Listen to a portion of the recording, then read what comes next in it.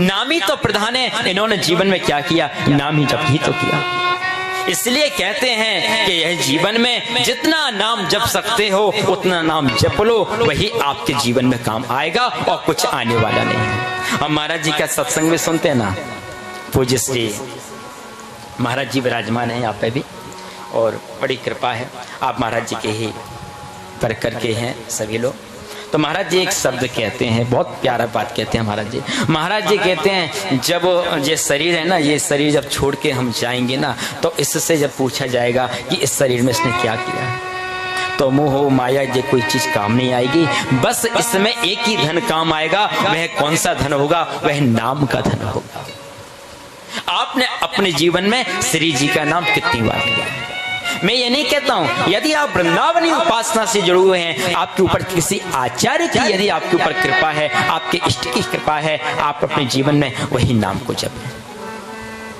आप यदि राम जी के भक्त हैं, राम जी को मानते हैं, आपके गुरु जी के द्वारा जो है भी नाम प्रदान किया गया है, उसी नाम को जपें। वही हमारे जीवन का प्रधान है। लोग बात कहते हैं ना, बहुत सी जगह जैसे जाते हैं तो वार्ता होती है, बोले हम कृष्ण जी से मानते हैं, ज्यादा हम राम जी को, सब एक ही तो हैं। बस आपका प्रधान भाव में प्रधानता हो जाए, मुझे प्रभु को जपना है, तभी तो उनके लिए आना भी पड़ता है। और वन में जाते हैं तो सबरी जैसे लोगों के ऊपर भी कृपा करनी पड़ती है, वे राम ही हो सकते हैं। यदि मैं इस चर्चा के साथ वृंदावनी रसोपासना की चर्चा करूं, तो वृंदावन रसोपासना एक बहुत गहरी जगह है। बोले यहाँ क्या है? वह यहाँ पे तो नित्य नव लीलाएं हुआ करती हैं, यह तो श्यामा श्याम की सेवा के स्थान है। बोले यहाँ क्या? बोले प्रिया प्रीतम कुंज निकुंजों में नित्य ही विहार किया करते हैं। अष्ट सहचरिया हैं, वह उनकी सेवा में रहा करती हैं, एक पल के लिए विश्राम भी नहीं करती है।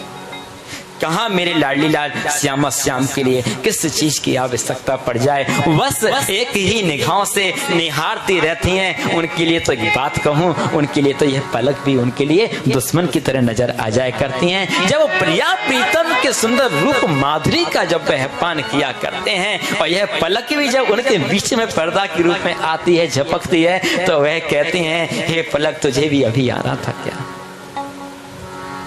यह क्या है? बोले ये रूप माधुरी का जब वह पान करते हैं, इसके अलावा कुछ नजर नहीं आता। और मैं तो कहता हूँ कि वृंदावन में आने के बाद श्री जी की कृपा हो जाए, हम अपने इष्ट का दर्शन करने के लिए जाएं, तो दर्शन का भी शुभारंभ कैसे करना चाहिए? बोले चन्नार बंद से दर्शन का पान करना चाहिए। आज के समय में तो बुरा लगता है लोगों को कहो तो, बोले वृंदावन को होता वह स्वरूप जो है, उस स्वरूप के साथ तो वृंदावन में प्रवेश ही नहीं हो रहा है लोगों का। हम लोग इतने, कई लोग जो हैं आधुनिकता की तरफ इतने बढ़ चुके हैं। हम यह नहीं कहते कि अपनी परंपराओं को यदि विज्ञान हमारा बढ़ रहा है, इस चीज के लिए मत स्वीकार करिए, लेकिन मैं कहता हूं अपने आचरण और संस्कृति को कभी नहीं भूलना चाहिए। यदि हमारी संस्कृति जीवित है, हमारी परंपराएं जीवित है, तो हमारे पास सब कुछ जीवित है। यदि हम अपनी परंपराओं संस्कृति से ही दूर हो गए तो हम बहुत कुछ खो देंगे। बड़ों का सम्मान, घर में माता पिता का सम्मान, यह सर्वप्रथम प्रधान होना चाहिए। लेकिन देखने के लिए क्या मिलता है? बोले देखने के लिए मिल जाता है, बोले क्या? बोले बेटा जी जो हैं, बोले शंकर जी को जल चढ़ाने के लिए जाते हैं, और घर में पिताजी प्यास से बैठे रहते हैं। पिताजी पानी मांगते हैं और बेटा कहता है उस समय कि मुझे शंकर जी का जल। क्या शंकर जी उस जल को स्वीकार करेंगे? बता सकता है कोई? घर से में हमारे माता पिता से बड़ा यदि कोई इष्ट हमारे सामने यदि कोई है, तो मुझे बताओ ना पहले, जिन्होंने मुझे इस संसार में उतारा, जिस संसार में लोगों से पहचान कराई। और आज हम क्या करते हैं? बोले तीर्थ यात्राओं के लिए तो जाया करते हैं, बोले हम वैष्णो देवी जा रहे हैं, हम फलानी देवी जा रहे हैं, हमारी टिकट है, और माँ खटिया पे बीमार पड़ी हुई है।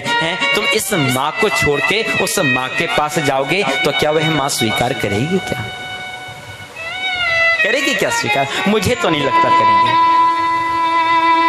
इसीलिए मैं कहता हूं सबसे पहले यदि मन में कुछ बसाना है तो पहले मन में भाव को उत्पन्न करो, और भाव उत्पन्न करने के पहले वृंदावन को उत्पन्न करो। यदि यहाँ की रस की महिमा से जुड़ना है, यहाँ की परंपराओं को पहचानना है, यहाँ के आचार्य स्वरूपों को पहचानना है, तो उस भाव को पहले हृदय में वृंदावन उत्पन्न करो। हम वृंदावन आएंगे, फलाने बिहारी जी की दुकान पे फलानी जगह की चाट बहुत फेमस है, भैया यहाँ तक सीमित मत रह जाओ।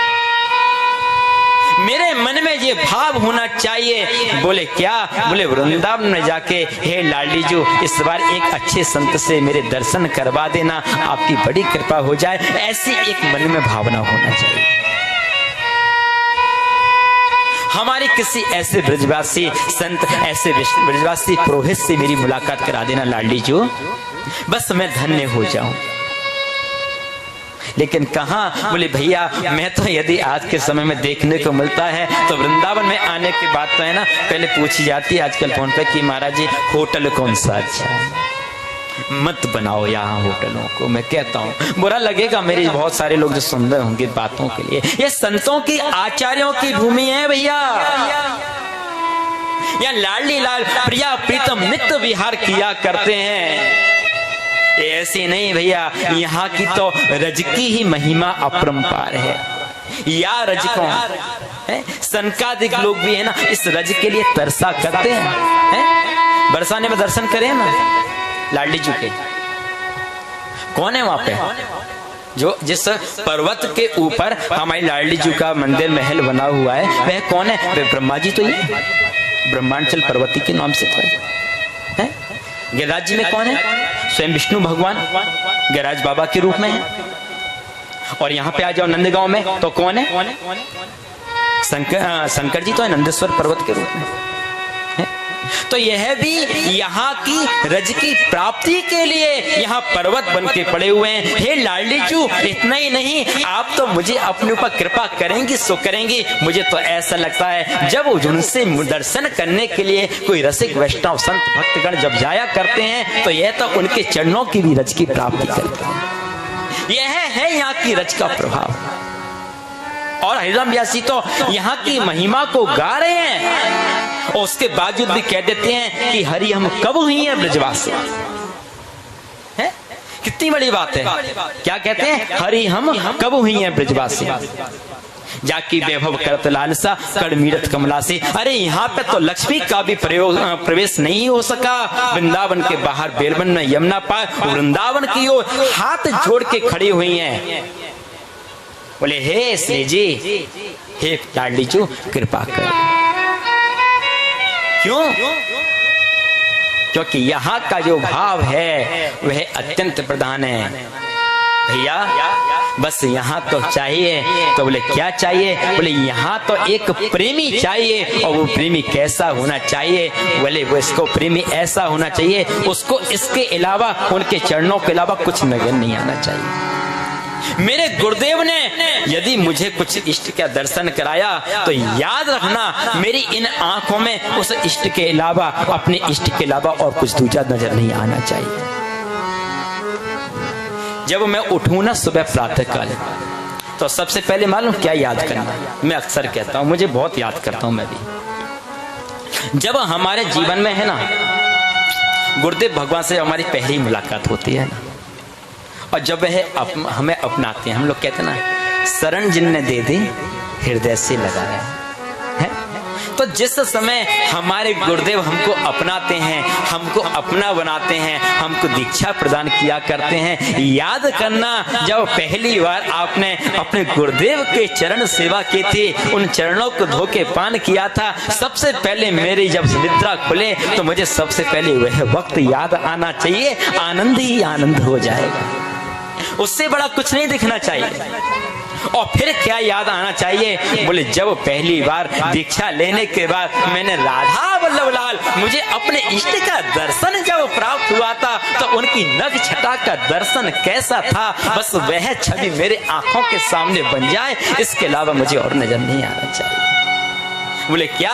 बोले इतना मन में अपने इष्ट के प्रति प्रेम कर दो कि यदि मैं कहीं भी पहुंच जाऊं, कहीं भी पहुंच जाऊं, बस वहां पे जहां भी दर्शन करूं, मेरे इष्ट के अलावा मुझे कुछ और दर्शन में नजर नहीं आना चाहिए। इन आंखों में मेरे प्रभु की छवि बन जाए।